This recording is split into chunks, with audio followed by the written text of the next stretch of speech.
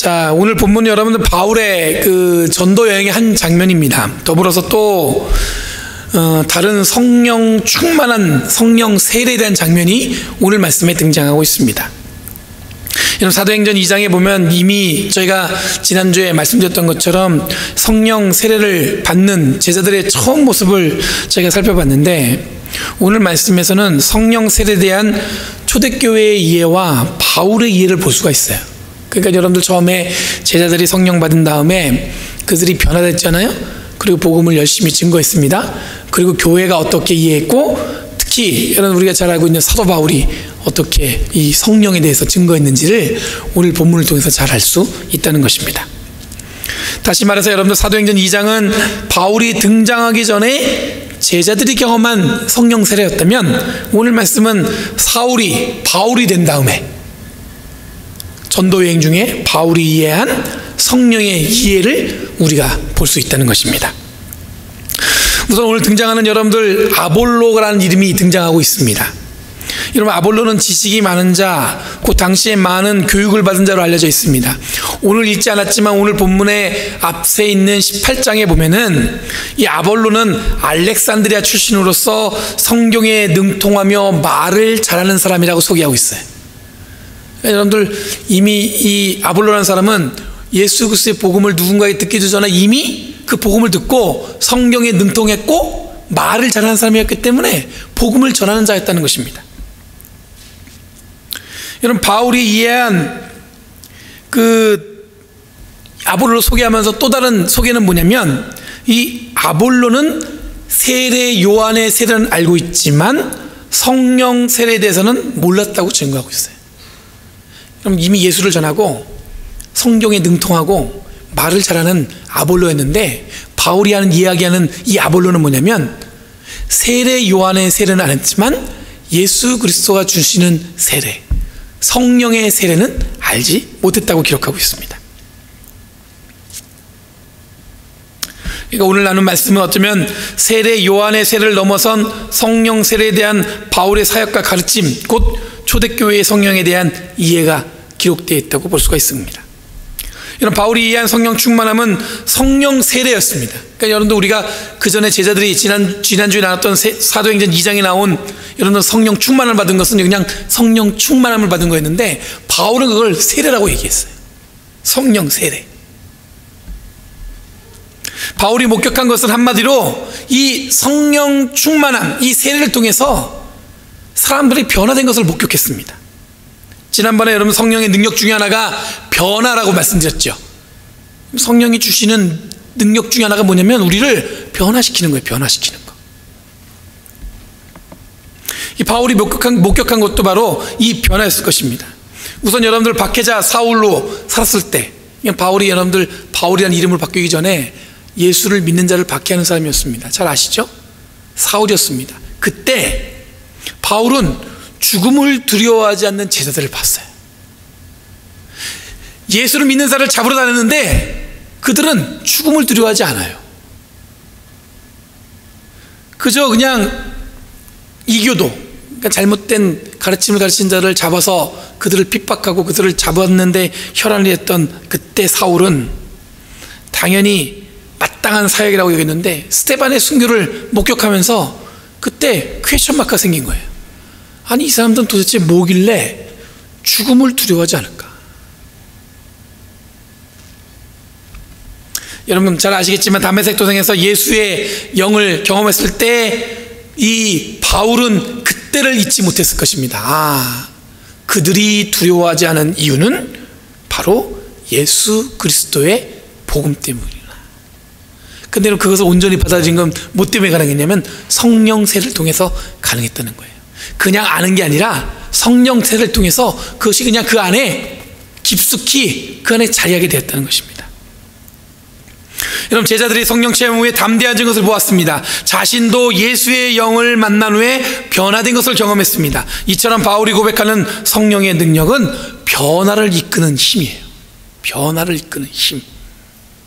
어떤 위협에도 두려워하지 않고 죽음마저도 담대하게 받아들이는 믿음, 이것이 바로 여러분들 본질적으로 세례 요한이 베푼 세례와 성령 세례의 차이라고 여러분 증언하고 있는 거예요. 여러분도 다 세례 받으셨죠? 여러분들 우리가 받은 세례는 뭐예요? 세례 요한이 베푼 세례인가요? 그렇지 않습니다.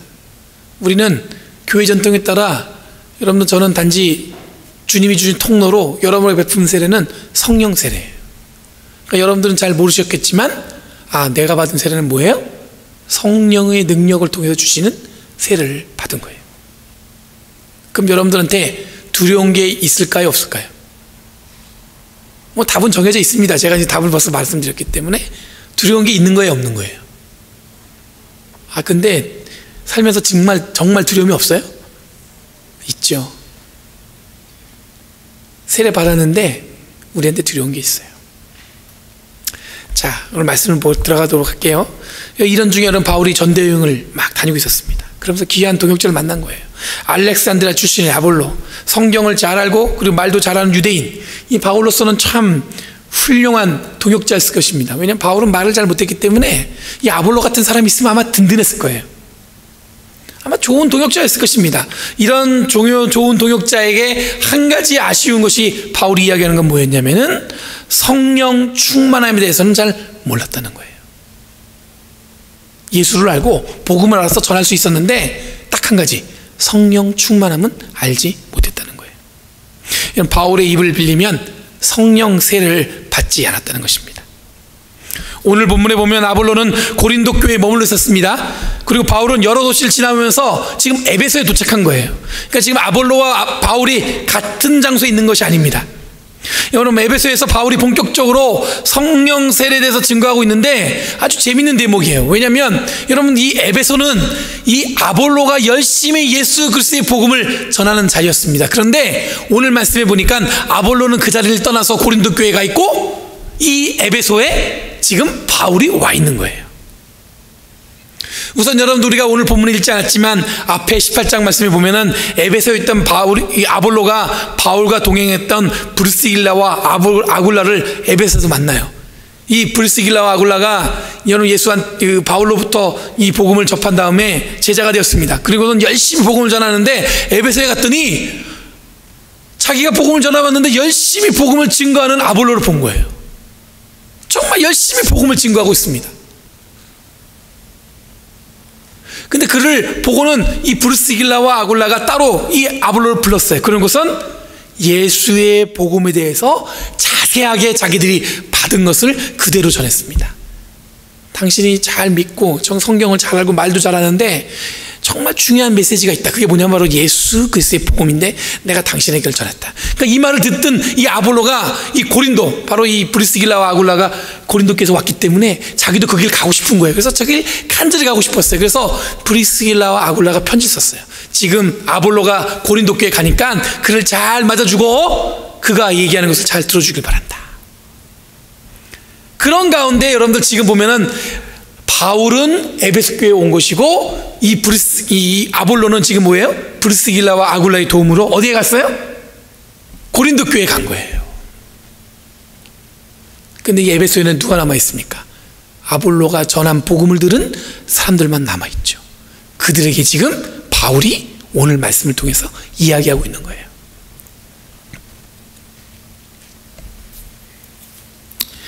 이런 와중에 바울이 여러 도시를 다니다가 에베소에 도착했습니다. 에베소는 아볼로가 복음을 전한 곳입니다.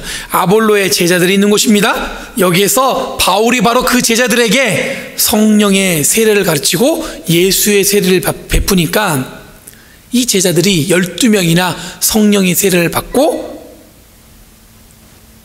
성령을 알았다고 오늘 말씀에 증거하고 있어요. 방언도 하고 예언도 하고. 이런 성경에 능통했다, 말도 잘하고 복음을 증거하는 전도자 아볼로. 그런데 오늘 본문은 바울을 통해 성령 세례를 받지 못한 아볼로와 제자들을 소개하고 있습니다. 이런 모든 것이 완벽해 보이는데 하나님의 사람이에요. 완전한 정말 하나님의 사람입니다. 쓰임받는 종입니다. 그런데 이에게 한 가지 부족한 게 뭐냐면 성령 받지 못한 거예요.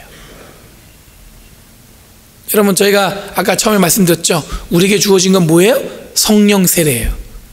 그럼 두려움이 없어야 되는데 우리가 늘 두려움이 있어요. 살면서 여러분들 우리에게 닥치는 부족한 것들, 예상치 못한 어떤 상황, 그런 것들이 우리를 두렵게 만들죠. 여러분, 이런 얘기가 있습니다. 교회 다니면서 구원받지 못한 사람이 있답니다. 재밌는 이야기죠. 근데 좀 불편한 이야기입니다. 교회를 다니는데 구원받지 못할 사람이 있다는 거예요. 여러분, 신앙생활을 오래 했는데 예수님을 믿는 능력이 없다고 합니다. 여러분, 교회는 열심히 다녔어요. 계속 30년 신앙생활 했고 모태신앙인데 예수님의 능력이 그 삶 가운데서 드러나질 않아요. 불편한 이야기지만 여러분들, 우리가 그런 얘기 들었을 때 어느 정도 동의합니다. 마찬가지예요. 성령의 세례를 받았지만 내 삶에서 성령의 능력이 드러나지 않는 경우가 있어요. 철저하게 세상에 무너지는 저를 발견할 때가 있어요. 자, 여러분들만 타박하는 게 아니에요. 목사도 마찬가지입니다. 철저하게 하나님의 은혜 가운데 무장해서 살 것 같지만 어느 순간에 무너지는 순간을 경험할 때가 있어요. 왜 이런 일이 벌어지냐면 성령 세례, 성령 충만함을 받았는데 그것에 대한 확신이 없는 거예요.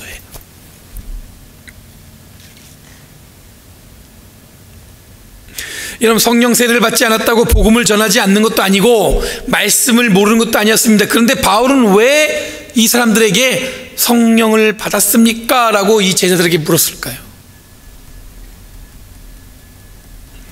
여러분, 여기서 등장하는 제자들과 아볼로는 열심히 믿는 자였습니다. 특히 아볼로는, 여러분들, 이 아볼로를 히브리서를 쓴 저자라고 조심스럽게 이야기하는 학자들이 있습니다. 아마 아볼로가 이 히브리서를 썼을 것이다. 그 정도로 여러분 영향력을 미칠 수 있는 그런 제자였습니다. 그런데 이 사람이 성령 받지 못했다고 증거하고 있습니다. 그만큼 유대인들을 향해 복음을 전하는데 앞장선 사람이었는데 여러분들, 오늘 말씀에는 계속해서 성령 받지 못한 사람이라고 이야기하고 있어요. 여러분, 바울도 유대인이었지만 바울이 열심히 낸 것은 이방인을 위한 복음을 전하는 것이었습니다. 아볼로는 유대인으로서 유대인들에게 복음을 전하는데 열심히 전했습니다. 서로의 사명이 달랐지만 여러분, 질적인 차이도 없어요. 그런데 한 가지 차이가 있어요. 그게 뭐냐면 성령의 능력과 그렇지 않은 경우의 차이를 우리가 볼 수 있다는 거예요. 성령의 능력 가운데 있는 사람과 성령의 능력 가운데 있지 않은 사람의 차이가 있을 수 있다는 거예요. 그 차이가 뭐냐면 오늘 말씀에, 읽은 말씀에 보니까 제자들의 성령의 능력을 받고는 방언을 말하고 예언하기 시작했다고 그랬습니다. 여기서 말하는 방언은 사도행전 2장에 처음 제자들이 그 입에, 그 머리에 내렸던 그들이 입술에서 터져 나왔던 방언과 같은 단어를 썼습니다. 푸뉴마라는 말을 썼어요. 근데 여러분, 그 방언의 뜻이 뭐냐면 혀로 전해지는 말을 이라는 뜻을 갖고 있어요. 혀로 전해지는 말. 그러니까 그 얘기는 뭐냐면 사람의 입술로, 혀로 이야기하는 것을 우리가 듣는다는 얘기예요. 혀로 듣는 것을 말한다는 얘기예요. 그러니까 방언이란 말은 무슨 얘기냐면 사람이 갖고 있는 혀로 이야기하는 것을 얘기하는 거예요. 그러니까 못 알아듣는 말이 아니라 알아들을 수 있는 사람의 혀로 이야기하는 것이라는 것입니다. 그리고 예언을 했다고 그러는데 여기서 말하는 예언은 다가올 일을 보았다는 뜻을 갖고 있습니다. 오늘날로 말하면 여러분, 우리가 비전, 소망, 꿈 이런 것들을 이야기하는 거예요. 예언하면 여러분들 좀 어려운데 소망, 비전, 꿈하면 가깝죠. 여러분, 우리들이 교회에서 꿈꾸는 것, 소망하는 것, 비전 갖는 것, 이 모든 것이 다 뭐예요? 예언이라는 얘기입니다. 그러니까 여러분들, 예언이라는 것이 마치 우리 흔히 이런 걸 생각하죠. 점쟁이가 계산한테 앞으로 올해는 물가에 가지 마, 이런 얘기 듣는 거 있잖아요. 마치 점치듯이 하는 걸로 생각하는데 여러분들, 성경에 나온 예언은 뭐냐면 꿈, 비전, 소망이에요. 근데 여러분들, 우리는 이미 꿈이 있고 소망이 있고 비전이 있습니다. 여러분의 삶의 가운데 꿈 없는 사람 있습니까? 없잖아요. 즉, 성령의 사람은 여러분들 방언과 예언하는 능력이 있는 사람입니다. 방언으로 말하는 것은 사람들에게 들리도록 사람들에게 설명하는 말을 한다는 것입니다. 어떤 말을 하겠습니까? 그 말은 뭐냐면 복음을 전하는 거예요. 즉, 성령 받은 사람은 복음 전하는데 자기의 입술, 자기의 혀를 사용하는 사람들이라는 거예요. 여러분들 성령의 세례 받으셨죠? 그럼 여러분들이 이야기하는 모든 이야기들은 뭡니까? 복음을 전하는데 사용하셔야 되는 거예요. 남을 험담하거나 꾸짖거나 혹은 여러분들 뭡니까? 이간질하거나 그런 데 사용하는 것은 성령 받은 사람이 사용하는 혀가 아니에요. 성령 받은 사람들이 사용하는 혀는 뭡니까? 복음을 전하는데, 예수 그리스도의 은혜와 사랑을 전하는데 사용하는 거예요. 만약 여러분의 삶에 성령 받았는데 능력이 안 나타나면 내가 지금 사용하는 혀가 엉뚱한 데 사용되고 있는 거예요. 엉뚱한 데, 하면 안 될 것에 사용하고 있는 거예요. 또 하나 여러분 중요한 건 예언한다고 말씀드렸잖아요. 비전 갖고 있어야 돼요. 꿈이 있어야 되는 거예요. 사는데 낙이 없어요. 그냥 하루바로 먹고 사는 거지 뭐 내 인생 이렇게 살았는데, 여러분 그 낙이 없는 거죠. 능력 없는 삶이죠. 여러분 교회에서 능력 있는 삶이라는 것은 마찬가지로 그냥 막 힘 있고 뭔가 확 위대한 힘을 가진 그게 바로 능력 있는 삶이 아니라, 지금 내가 꿈꾸고 앞으로 비전을 갖고 여러분 이 교회를 통해서 일어날 일들을 꿈꾸는 거예요. 소망하는 거예요. 그게 우리들이 성령 받은 자들이 할 일이죠. 사는데 늘 교회 와도 그냥 힘 빠진 것 같고 처져 있고 앞으로 어떻게 될지 관심도 없고, 그건 여러분 성령 받은 사람이 하는 태도가 아니라는 것입니다. 이런 바울의 세례로 제자들이 성령 받았습니다. 그 위에 복음을 전하고 말씀을 전하는데 최선을 다했습니다. 그냥 전하는 게 아니라 복음을 전하고 예언을 선포하는데 굉장히 최선을 다했을 것입니다. 성령 세례 받지 않은 아볼로도 아마 성령의 능력을 받은 바울의 차이는 이 복음을 전하는데 힘쓰고 꿈과 비전을 그리고 예언하는 사람으로 이 바뀌었다는 것에 차이가 있는 거예요. 아볼로와 이 성령 받은 제자들과의 차이는 바로 그 차이였을 것입니다. 하나님의 비전, 하나님의 꿈, 하나님의 예언을 전하는 것은 여러분들 성령 받은 자들이 할 수 있는 거지 아무나 할 수 있는 게 아니라는 거예요. 여러분 이후에 아볼로도 성령의 능력으로 거듭났습니다. 성령의 능력으로 거듭났다는 것은 성령의 사람이 되었다는 것입니다. 여러분 예수 믿고 교회 나오고 있습니다. 그렇죠? 신앙생활이라는 것은 여러분 우리가 지금 우리의 삶을 통해 하고 있잖아요. 여러분들 누가 물어보면 전 신앙생활 하고 있다고 얘기하죠. 예수 믿고 신앙생활 하고 있다고 얘기하잖아요. 그리고 잘 아시겠지만 여러분 교회도 많고 성도도 많습니다. 여러분 후레지노 이쪽 도시에만 해도 한인교회가 6개나 돼요. 한인이 한 1,500명, 많게 잡으면 2,000명이고 적게 잡으면 1,500명, 어떤 분은 1,000명 이하로 보신 분도 계시는데, 이런 지역에 한인교회가 6개나 있습니다. 다들 교회 나오고 예수 믿는다고 하고 또 신앙생활 한다고 얘기하는 분들이 주변에 있을 것입니다. 제가 목사로 소망하는 것은 뭐냐면 성령의 능력을 받고 변화된 성도들이 신앙생활하는 이 감리교회가 됐으면 좋겠어요. 그냥 남들과 똑같이 그냥 교회 다니는 거, 그런 거 말고요, 성령의 능력 받아서 성령의 사람으로 거듭나서 그 입술에서 뭐가 나오냐면 늘 방언하고, 그 방언이란 뭐예요? 그 입술을 통해서 복음을 전하고, 그리고 그 마음을 통해서 뭐예요?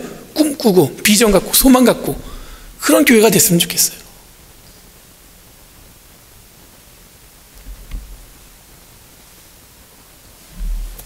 여러분 성령 능력 받은 사람은 성령의 사람입니다.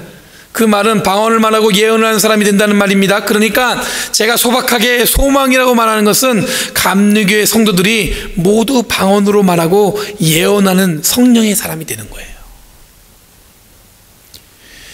저희 아이 학교가 이제 방학할 때가 돼가지고 뭐 마지막에 무슨 행사가 있어서 학교를 갔어요. 그랬더니 거기 한국 아이들, 우리 큰딸하고 이렇게 같은 학년에 있는 그 한국 사람들 2 가정이 있더라고요. 근데 우리를 딱 보면서 하는 얘기가 그래요. 그냥 눈이 맞추니까 인사했잖아요. 안녕하세요 인사했더니 감리교회시죠? 이러는 거예요. 그러니까 소문 난 거지 뭐. 거기에 보면 감리교회 목사님 딸이 그 학교 다닌다더라. 뭐 어떻게 소문이 나가지고 갔더니 우리를 보면서 그러는 거예요. 감리교회니시죠? 그러니까 저는 그게 저를 아는 척 해주는 거에 대한 감사지만 또 한 가지 뭐냐면 약간 두려운 마음이 생겼어요. 감리교회이시죠? 감리교회 목사님이시죠? 근데 이제 그게 말이 짧아갖고 감리교회시죠? 이렇게 물어본 건데, 그건 거기에 한 가지 더 붙여야 될 것 같아요. 성령의 사람이 다니는 감리교회시죠? 여러분도 그냥 교회시죠? 교회시죠? 그러는데, 그 안에 저는 좀 특별한 의미가 담았으면 좋겠어요. 아, 나도 감리교회 다니는 교회처럼, 저 교인처럼 나도 그런 신앙생활 하고 싶다, 이런 마음이 생겼으면 좋겠어요. 뭐를 통해서? 성령의 충만함을 통해서.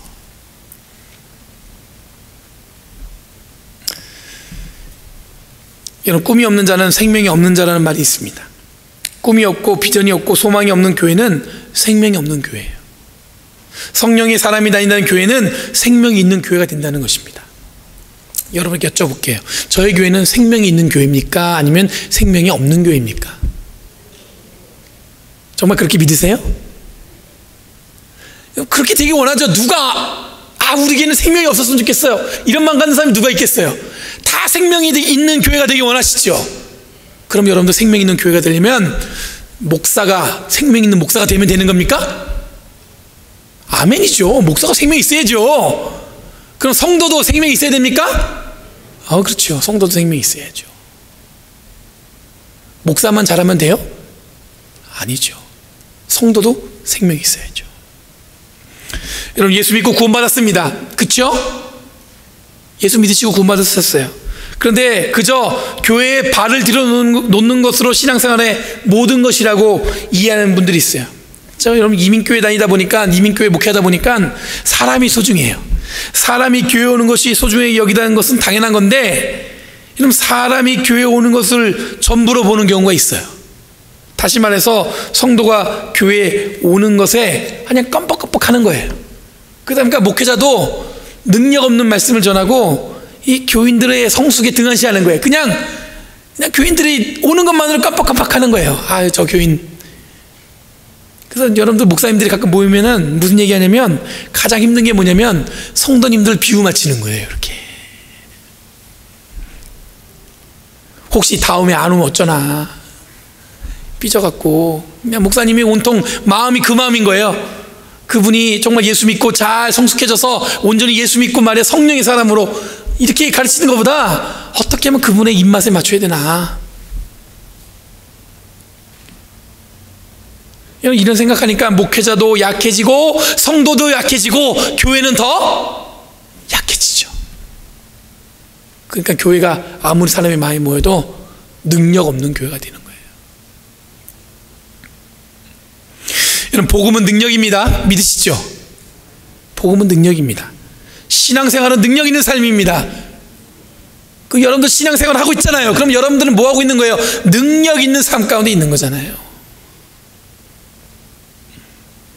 그러니까 여러분, 교회 다닌다는 것은 능력 있는 삶을 사는 것이지 그냥 왔다 갔다 하는 그런 삶이 아니라는 거예요. 그것은 어떻게 이루어지냐? 성령의 능력을 통해서 이루어지는 거예요. 성령이 여러분에게 이미 성령 세례를 다 받았다고 말씀드렸어요.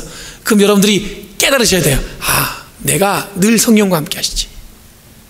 그럼 내가 하는 말, 내가 하는 행위 다 뭐를 통해서? 나를 통해서 드러나야 되는 건데, 여러분, 교회 다니는 것으로 만족하지 마시기 바랍니다. 우리들은 성령의 능력으로 방언하고 예언하는 사람들이에요.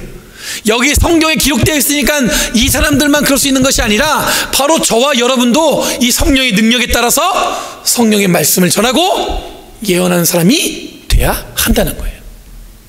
나도 될 수 있어요. 여러분들 알고 있는 유명한 간증하고 막 어디 가서 집회하는 그분 아니에요. 그분만 할 수 있는 거 아니에요. 나도 할 수 있는 거예요. 10,000명, 20,000명 모이는 교회 장로님만 가서 간증할 수 있나요? 그렇잖아요. 나도 할 수 있는 거예요. 하나님이 우리와 함께 하시는데, 나를 통해 역사하시는데,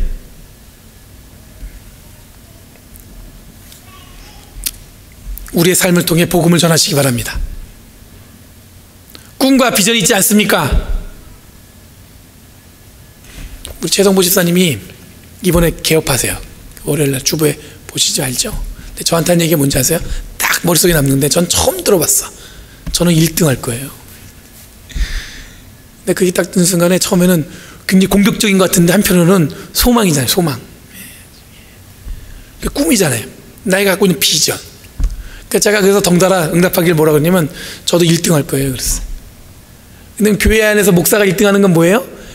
가장 낮아지고 가장 겸손하고 가장 밑에 있는 걸 꿈꾸는 거잖아요. 제가 꿈꾸는 건 그거에 소망하는 거는 목사님, 하나님 저는요 다른 거 없습니다. 정말 1등하는 목사 되고 싶어요. 교회가 막 1000명, 2000명 되는 교회 그런 게 아니고 저는 제가 갖고 꿈은 뭐냐면 정말 목사님 같은 목사님, 예? 정말 낮은 데서 그러니까 여러분들이 늘 눈을 동그랗게 뜨시고 보셔야 되는 거예요. 저 목사가 아직 젊은데 점점 이제 시간이 나이 먹으면 어떻게 목사가 바뀔까 보셔야 되는 거예요. 목사님 옛날에 그러셨잖아요. 가장 낮은 곳에 하신다고, 가장 낮아지신다고 그때 얘기해 주셔야지. 그러니까 저는 그런 마음으로 결심했어요. 아 그래 1등 하겠다고 소망 갖고 있는데 나도 그럼 교회도 저는 그런 교회가 됐으면 좋겠어요. 아 감리교회 성령이 충만한 사람들이 다니는 교회, 늘 입술을 열면 복음을 전하고 늘 꿈과 소망 그 비전이 꿈이지 않는 교회. 여러분 그런 교회에 저와 여러분이 함께 있는 것이 저는 행복합니다. 하나님의 은혜 가운데 성령의 사람으로 이 땅을 살아가시는 저와 여러분에게 원합니다. 기도하시겠습니다. 거룩하신 주님 감사합니다. 하나님 나라를 위해서 우리의 생명을 드리기 원합니다. 하나님께서 우리에게 보여주신 은혜와 사랑 가운데 우리의 삶이 더욱더 거듭나기 원합니다. 오늘 사도행전 19장 1절에서 7절에서 전한 성령 세례를 받았는가 그 물음이 우리에게 와닿는 것처럼 하나님 저희 또한 주님의 은혜 가운데 성령의 사람으로 거듭나 우리 입술에 나오는 모든 것이 주님의 복음을 전하고 꿈꾸고 소망 갖는 것에 게으르지 않도록 주여 인도하여 주시옵소서. 감사드리며 예수님의 이름으로 기도합나이다. 아멘.